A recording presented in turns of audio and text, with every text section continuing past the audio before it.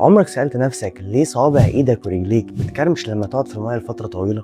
اهلا بيكم في حلقة جديدة من برنامجكم رشفة علم. اغلبنا اتعلم زمان ان ده بسبب الخاصية الاسموزية، يعني المية بتدخل جوه الجلد فتنفخه ويكرمش، بس الكلام ده طبيا غلط تماما. الدليل على كده ان لو في شخص عنده تلف في اعصاب ايده وحط ايده في المية صوابعه عمرها ما هتكرمش.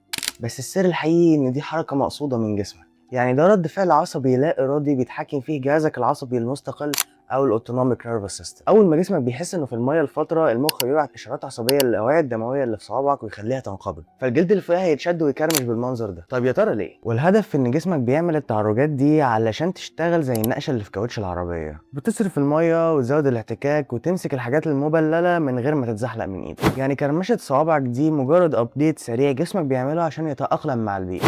وببساطة دي كانت تامن رشفة في برنامجكم رشفة علم. تابعوني عشان تعرفوا معلومات أغرب وأمتع عن جسم الإنسان.